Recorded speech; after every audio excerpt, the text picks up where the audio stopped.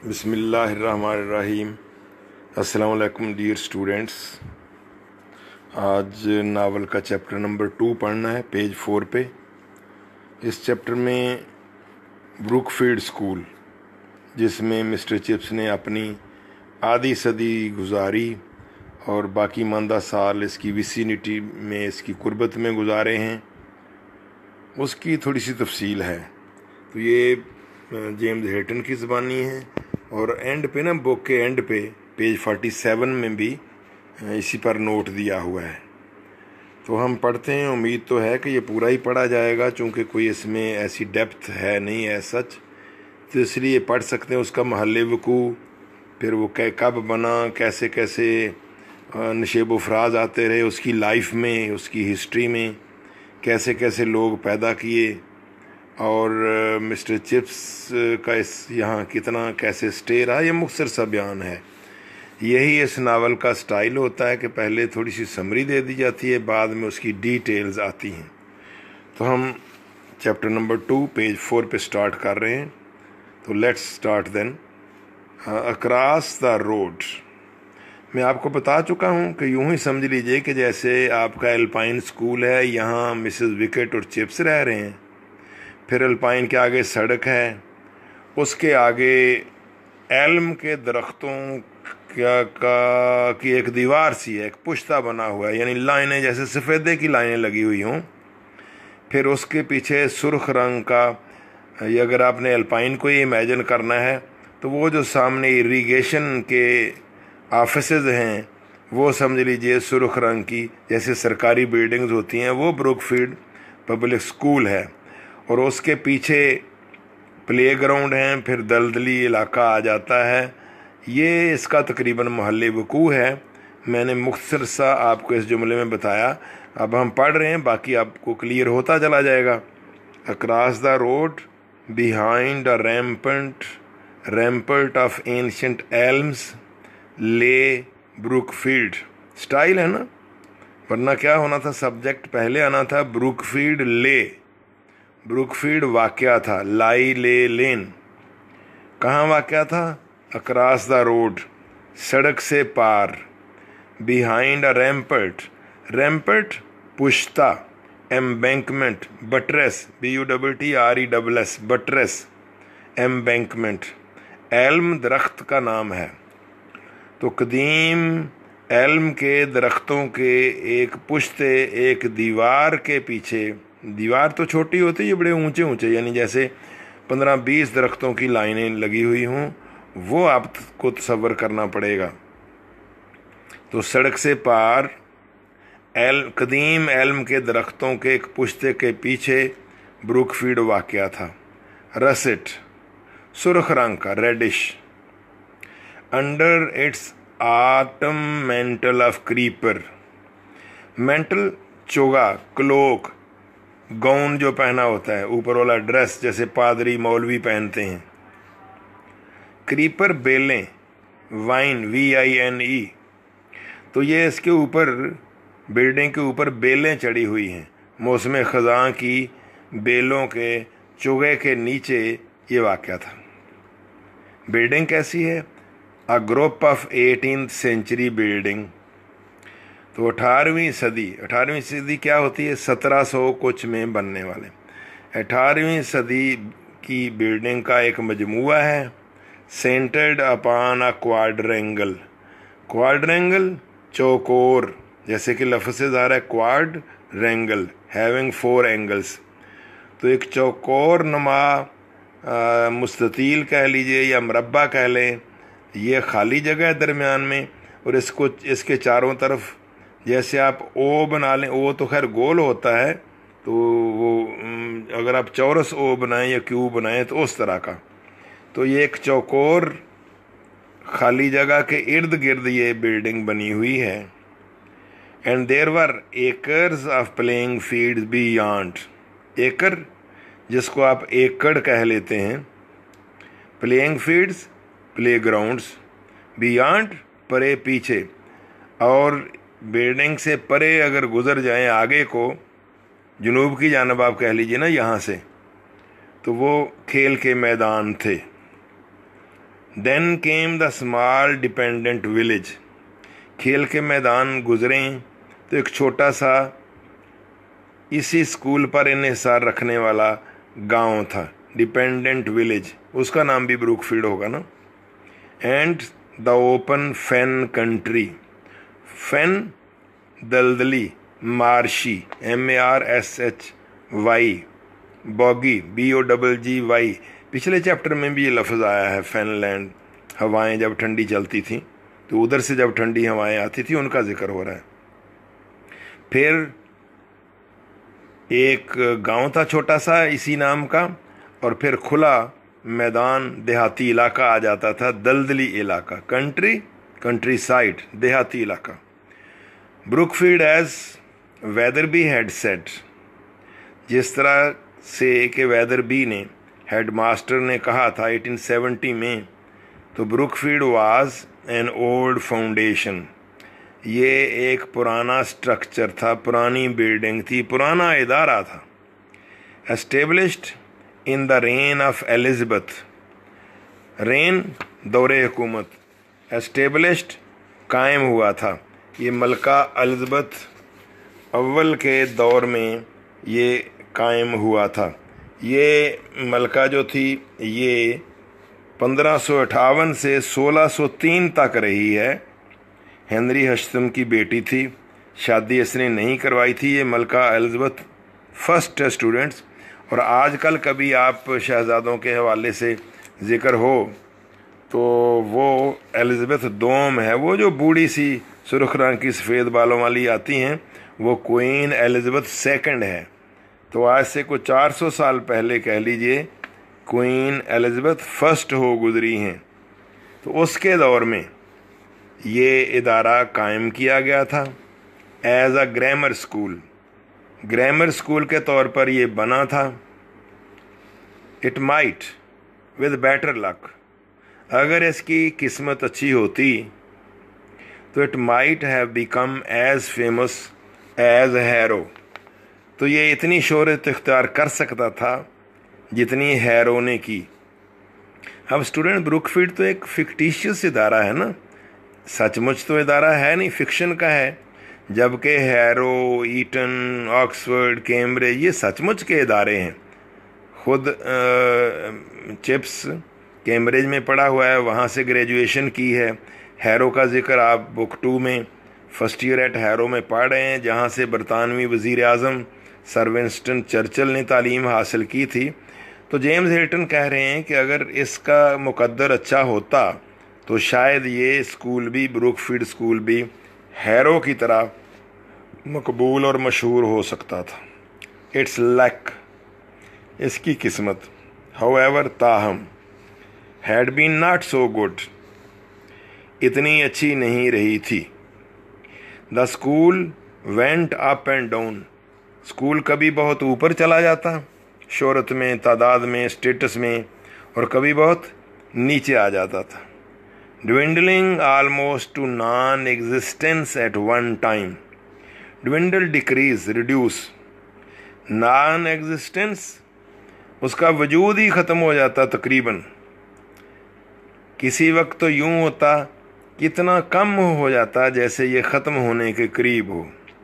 Becoming almost illustrious at another, at another से मतलब at another time, लेकिन फिर ऐसा वक्त आता कि ये बहुत इलस्ट्रियस, शाइनिंग, ग्लोरियस, अजीमुशान हो जाता, चमकदार हो जाता। It was during one of these latter periods, latter में स्टूडेंट्स डबल टी होना चाहिए था, बाद वाले यानी जो इसकी ग्रेटनेस के पीरियड्स थे, इलस्ट्रियस पीरियड थे।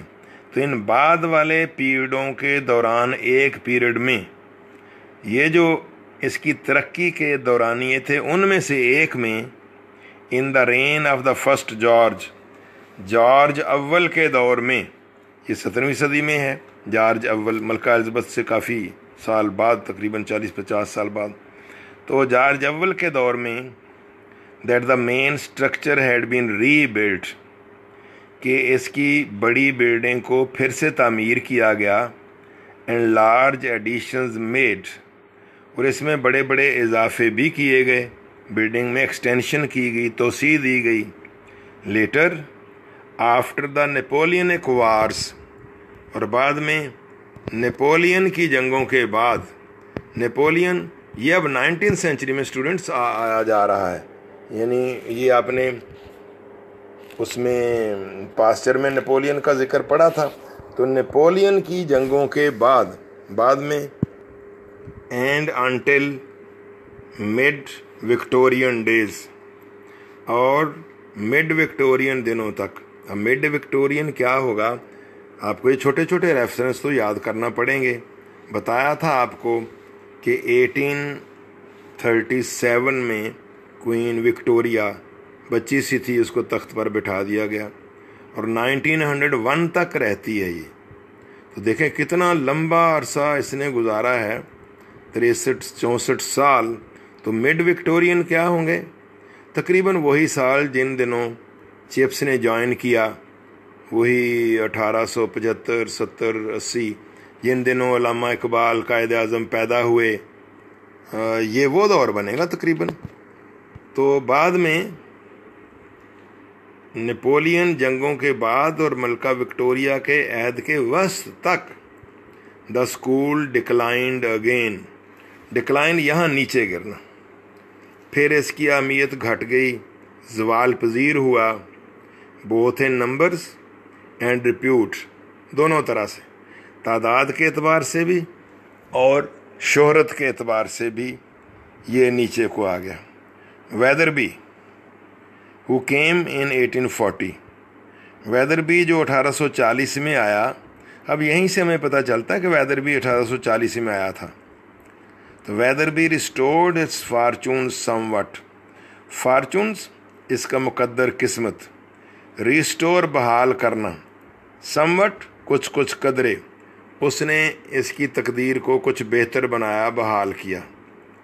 But its subsequent history, subsequent बाद वाली, following, never raised it to front rank status. तो बाद वाली तारीख में ये कभी भी सफ़े अव्वल के मुकाम तक ना पहुंच सका।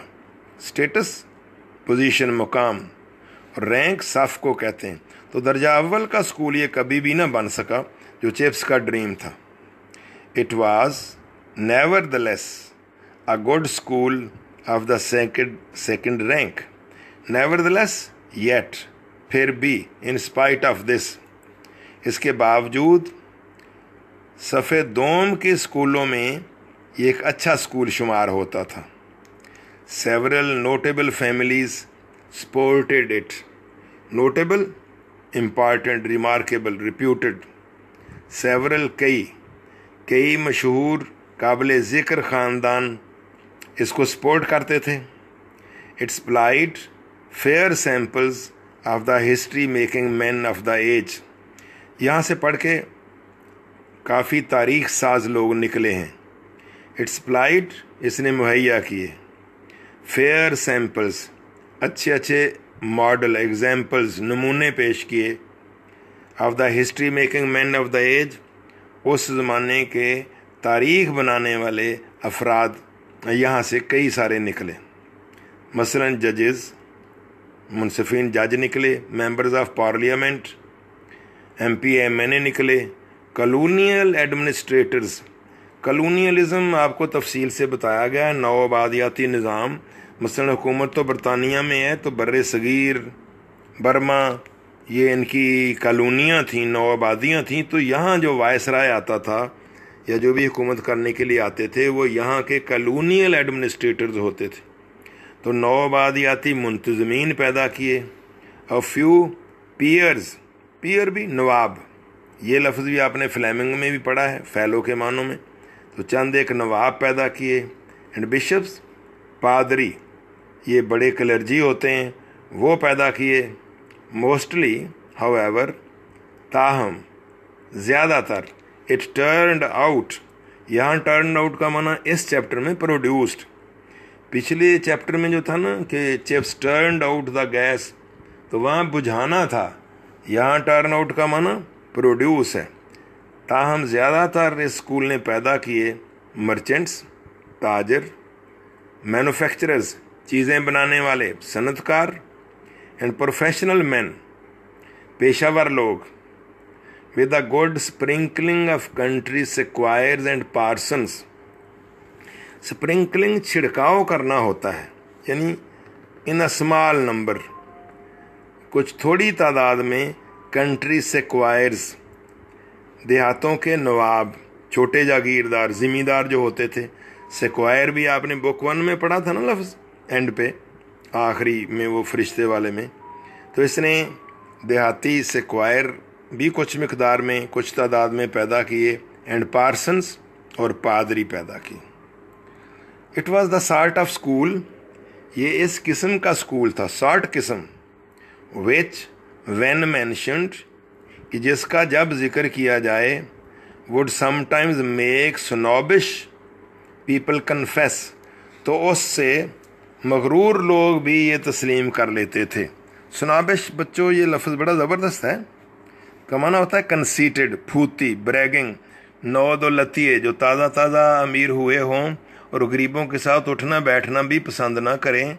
मसलन खानपुर में भी ऐसे लोग होंगे जो खानपुर के इदारों में अपने बच्चों को पढ़ाना पसंद नहीं करेंगे, लाहौर भेजेंगे, बच्चे कुछ बने ना बने वो अलग बात है, लेकिन कम से कम ये कहेंगे वो मेरा बच्चा APS में पढ़ रहा है, मेरी बच्ची कनेड में पढ़ ली है, यानी सिर्फ फूत के लिए। तो अगर कोई पूछे जी वो वहाँ खानपुर में कौन कौन से, कोई एल्पाइन भी है, हाँ सही इदारा है, सुना हुआ है नाम, यानी यूँ कहना। तो ये इस तरह का इदारा था कि जिसका जब जिक्र किया जाए तो ये जो शेखी बिगाड़ने वाले लोग थे उनको भी मानना पड़ता था that they rather thought, rather कदरे, कि उनका ख्याल है, they had heard of it, कि उन्होंने इसका नाम सुन रखा है। But if it had not been this sort of school, लेकिन अगर ये इस किस्म का स्कूल ना होता, it would probably not have taken chips, तो गालबन चिप्स को भी ये कबूल ना करता।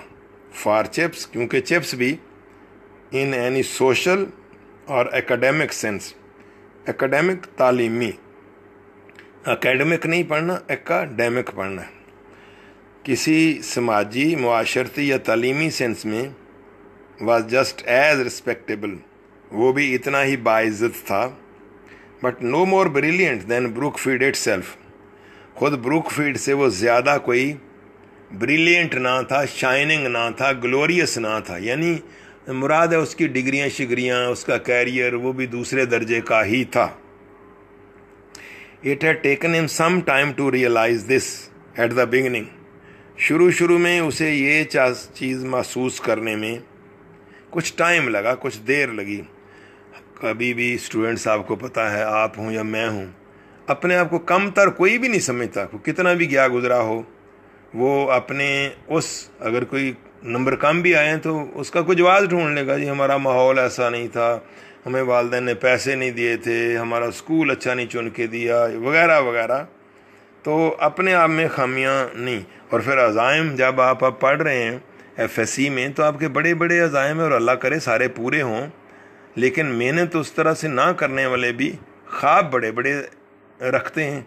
वो तो बाद में जब अमली ज़िंदगी में कदम रखते हैं, कुछ धचके झटके लगते हैं, तो रियलिटीज़ का पता चलता है जो बड़ी तलख होती हैं, तो बंदा अपनी खामियां भी मानने के लिए तैयार हो जाता है कि नहीं मुझ में ही कमी थी। वो डॉक्टर तो वो पोजीशन लेने वाले ऊपर वाले 5-7 बन गए, हम तो रह गए नर्सिंग बनेंगे, तो अल्लाह ना करे। तो it had taken him some time to realise this, Chips को ये महसूस करने में कुछ टाइम लगा। Not that he was boastful और कंसीटेड, वो ये वही लफ्ज़ स्नॉबिश के मानों में है। बोस्टफुल, ब्रैगर्ट, BRAGGART, शेखी बुखारने वाला। इसका ये मतलब नहीं कि वो किसी तौर भी शेखी बुखारने वाला था। आर कंसीटेड, कंसीटेड भी वेन, VAIN, जो खुद फरेबी का शिकार हो। और अक्सर लोग होते हैं अपने आप को बहुत कुछ समझना, लेकिन दरअसल वैसा नहीं होता, यानी वो दूसरों से तवक्को रखते हैं कि हमें ज़्यादा एहतराम दिया जाए, जबकि उस एहतराम के वो काबिल होते नहीं। तो ये ना समझना कि वो कोई शेखी बिगाड़ने वाला था या ख़ुद फरेबी में मुब्तला था। But he had been in his early 20s 20s क्या हुई, 21, 22, 23, 24, तो अपनी अर्ली 20s की उम्र में यानी 22-24 साल की उम्र में he had been as ambitious as most other young men at such an age. ambitious तरक्की करने का ख्वाहिशमंद, बड़ा बनने का ख्वाहिशमंद, वो भी उतना ही जज्बाती रहा था, बड़ा बनने का ख्वाब देखा करता था जितना कि इस उम्र के अक्सर लोग देखा करते हैं. His dream had been to get a headship eventually bill आखिर. उसका ख्वाब ये था कि आखिरकार किसी स्कूल की हेडमास्टरशिप उसको मिल जाएगी. और एट एनी रेट बाहर हर कीमत पर, या ये हेडमास्टरशिप ना भी मिली तो किसी भी कीमत पर a senior mastership in a really first class school, तो किसी सचमुच के फर्स्ट क्लास स्कूल में, सफ़े अव्वल के स्कूल में उसको सेकंड हेड मास्टर या सीनियर मास्टरशिप तो मिल ही जाएगी. इट वाज ओनली ग्रेजुअली, सिर्फ रफ्ता रफ्ता ही, वक्त गुजरने के साथ साथ ही, after repeated trials and failures, trial आजमाइशें, फेलियर्स नाकामियाँ, बार बार आने वाली आजमाइशों और नाकामियों के बाद, दैट ही रियलाइज्ड, उसको जाके महसूस हुआ, the inadequacy of his qualifications, कि उसकी क्वालिफिकेशंस मुनासिब नहीं हैं हेडमास्टरशिप के लिए. इनएडिक्वेसी मुनासिब प्रॉपर होना या काफ़ी होना, तो क्वालिफिकेशन से मुराद तालीम भी है और उसके दीगर क्वालिटीज़ भी आ जाती हैं, डिसिप्लिन की वगैरह वगैरह. हिज डिग्री फॉर इंस्टेंस, मसलन जो उसकी डिग्री थी, वाज नॉट पर्टिकुलरली गुड, वो कोई ख़ास तौर पर अच्छी नहीं थी. एंड हिज डिसिप्लिन, क्लास में उसका नज़्म व नस्क, दो गुड इनफ एंड इम्प्रूविंग, अगरचे काफ़ी अच्छा था और रफ्ता रफ्ता बेहतर भी हो रहा था, wasn't absolutely reliable under all conditions, तमाम हालात में कतई तौर पर 100% रिलायबल ना था, डिपेंडेबल ना था, काबिल भरोसा ना था, यानी उस पर एतमाद नहीं किया जा सकता था. कभी कभार बच्चे उसके साथ शरारत कर ही लेते थे. He had no private means and no family connections of any importance. Private means निजी ज़राए, यानी कोई बहुत सारी ज़मीनें होती हैं, फैक्ट्रियाँ वगैरह, ऐसी भी कोई बात नहीं थी. And no family connections of any importance, और ना किसी अहमियत के हामिल कोई ख़ानदानी ताल्लुकात थे, यानी कोई रिश्तेदारी, कोई ब्रिगेडियर, कोई प्राइम मिनिस्टर, कोई चीफ मिनिस्टर या कोई और ऐसा होता, ऐसी भी कोई बात नहीं. अबाउट 1880, 1880 के लगभग, after he had been at Brookfield a decade, जब उसको ब्रुकफील्ड आए हुए 10 साल हो गए थे, एक अशरा हो गया था. ही बिगैन टू रिकग्नाइज, उसे ये तस्लीम करना पड़ा, उसने ये मानना शुरू कर दिया, that the odds were heavily against his being able to better himself by moving elsewhere. odds पहले भी आपने पढ़ा है, हालात, चांसेस, हालात, कंडीशन, के हालात उसके शदीद खिलाफ हैं,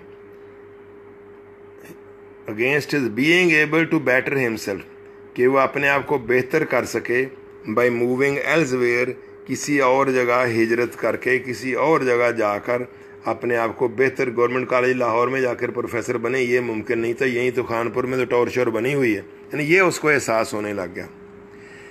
but about that time also, लेकिन 10 साल एक जगह टिक जाने के बाद, the possibility of staying where he was, जहाँ अब वो था, यानी ब्रुकफील्ड में, वहाँ ठहरे रहने का जो इम्कान था, began to fill a comfortable niche in his mind.